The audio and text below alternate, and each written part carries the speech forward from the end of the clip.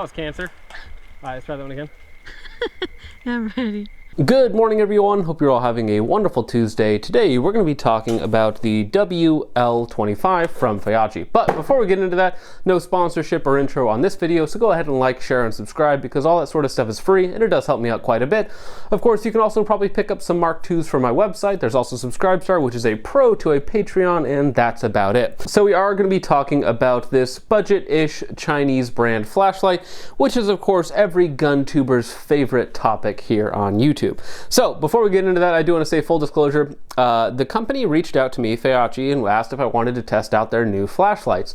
Normally I would say no to this sort of request, but there was something about this one here specifically that made me kind of interested in it for kind of a niche application. So they did send me 2 of these. I tested both of them. I gave one away, and this is the one that we're going to be talking about today. This is, of course, the Feyachi WL or WM25. Now, I will be honest with you, the main reason that I was interested in this is it's basically a 1-to-1 clone of the Streamlight ProTac HLX. This is probably the best budget flashlight on the market. 1,000 lumens, 27,000 candela, 18650 CR123As, comes with a mount, comes with a tape switch. This one here I bought for $99, and this one on my home defense gun right here, this is my Faxon 11.5. That one there I bought from eBay for $80. So you can find these lights that come with batteries, you know, with a mount, with a tail switch, which isn't great, but it does work, for under $100, which is very, very difficult within the industry. Now, the Feyachi WL25, which comes with an identical Picatinny mount and a tape switch, which we'll talk about a little bit later, comes in at a price tag of around $50 to $60, depending if you have like a coupon code or something for it. So for about $60 on paper, that seems like, again, it's a very, very good value. Before we actually get into the performance and the comparison of these lights, let's go ahead and talk about some of the very boring specs and features. So we do have an aluminum body. It is black anodized just fine. It's about 5-ish inches long, 1200 lumens, and doesn't really say the candela rating. However, it has an identical beam pattern to the Streamlight. However, it does, at least to my naked eye, appear a little bit brighter, whereas this is 1,000 lumens. And this is 1200 lumens. This one does appear to be slightly brighter in real world tests, which is good. It has a very good beam pattern, somewhere I would imagine between 25 and 35,000 candela. So it's definitely going to punch out to 75, 100, 125 yards, no problems. Again, depending on environmentals and other stuff like that. This one also takes 18650s, and it also takes the BSL26 or the BL26 rechargeable batteries that the Streamlight offers, and also CR123A. So there are a lot of battery options for both of these. Now, in terms of size, weight, mounting options, they appear to be 100% identical. And that was the driving force behind me wanting to test out the WL25 in the first place, to see if it could be basically just a carbon copy of the ProTac for around 60-70% of the cost. And again, if it performed up to snuff, then it could be a good value for a budget or a secondary light, or even like a spare body, a spare head, a spare tail cap, you know, an extra mount laying around. It could also be used as a parts as well for your more expensive ProTac if you just need a secondary light, or again a backup set of parts for this flashlight. Now, unfortunately, the WL25 did not live up to the performance of the Streamlight HLX, which is again basically the cheapest, best flashlight, especially for a rifle, to give you that good candela to punch out to 100 yards or a little bit beyond, while still giving you good illumination, good spill on basically everything around you. It's basically a do-all light, and again, it comes with a Picatinny mount and a tail switch. Now, speaking about the tail switches, this does have a fatal flaw in the fact that the tail switches are not compatible between these two lights. I'm not sure why they did that. If they did make them the same thread pitch, I would say that this actually could still be an excellent value, but unfortunately, as I'll show you right now, the tail caps are not switchable, so you cannot, you know, use different tape switches and stuff that are compatible with Surefire lights, because the Surefire cap, which is right here in my hand, this is the nicely knurled Surefire, or not Surefire, Streamlight cap, does not engage on the threads because they used a smaller, tighter thread pitch on the WL25. Now, Wouldn't necessarily be a big deal if the light worked just fine as intended. Now, before I go any further, I do want to say that the push button, just the clicky cap that it comes with, does work just fine. It works exactly as the Streamlight HLX does. You have momentary or deep press for constant, or if you click it twice, you get that strobe feature, which is really gimmicky. And it even has the same programmable 10 tap system that they have in their tape switches. Now, talking about tape switches, this is the tape switch for the WL25, which has kind of a click-on, tall, sort of two-button system. Very, very similar to the Streamlight HLX. However, the HLX is much flatter, much more low profile, and it uses these little rubber things to attach to your rail, and then the light tape switch slips into these little rubber guys to allow it to hold to your rail. Not a very good fit, generally speaking, when I have them on a gun, like on the home defense gun behind me. This one here has a little nice band holding the tape switch in place on top of the rubber grommets, just to make sure that it doesn't move around too much.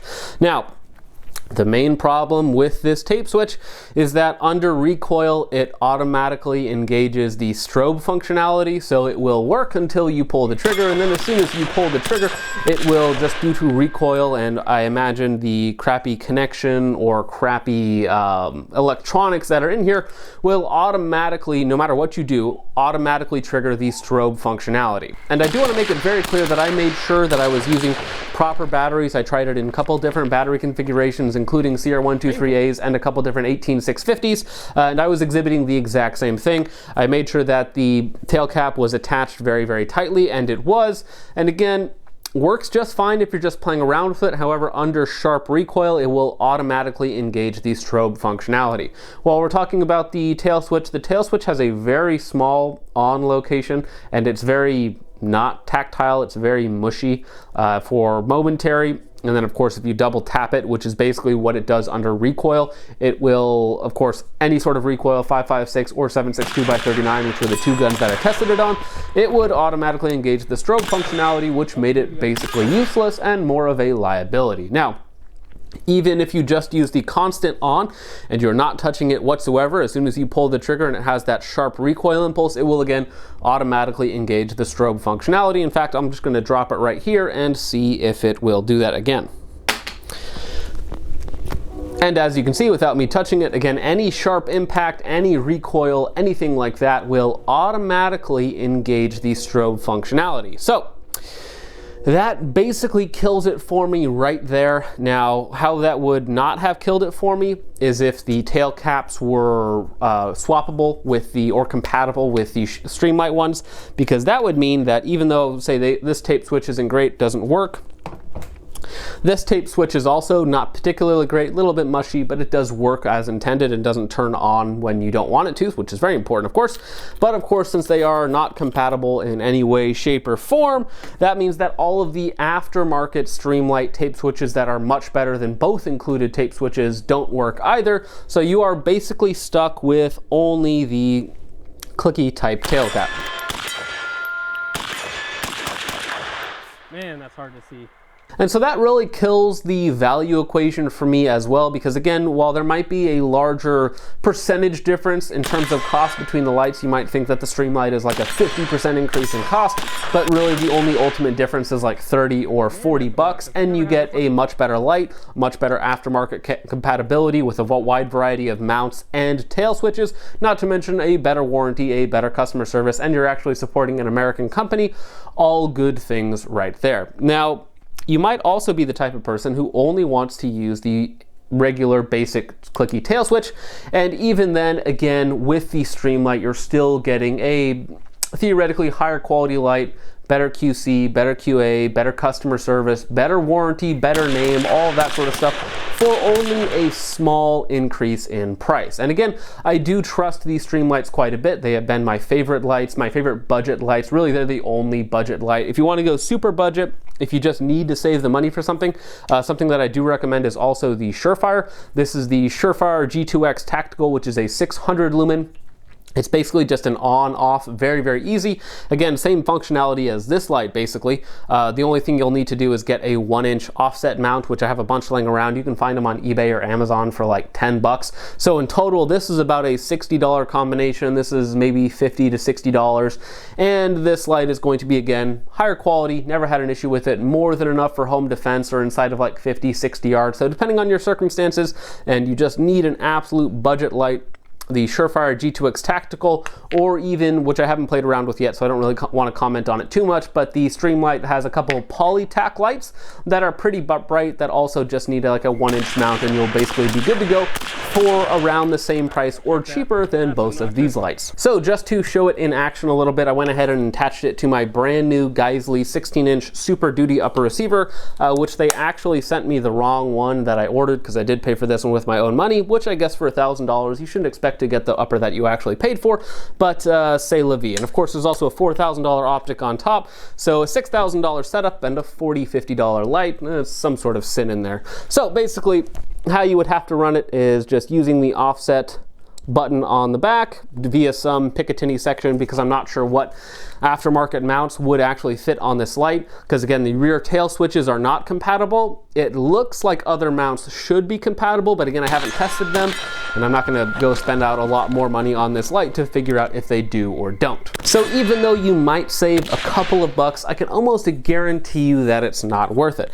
And in fact, a long time ago, I was actually going to be doing a video on super budget like Feyachi lights and stuff like that you see floating around on Amazon or eBay, but I never aired that video. I never actually made the video. I did a lot of shooting and a lot of testing, but every single one of them broke on me, so I just said, no, I'm not going to do that. I'm not going to waste my time or putting in more money and ammunition into that sort of thing when the lights continue to fail on me. However, the higher quality, nicer lights that I have bought have had zero issues whatsoever, and I'm a value guy. So if something, even if it's cheap, if it does not perform up to the level, you know, that it costs, it doesn't provide any value whatsoever. So with all that out of the way, I hope you enjoyed, maybe learned something a little bit interesting, and that's about it for me, guys. I will see you guys in the next one. Peace off. That's funny, actually. Okay, well, let's finish out this mag of like 6 to 10 rounds. Let's go ahead and oh, I'm still recording.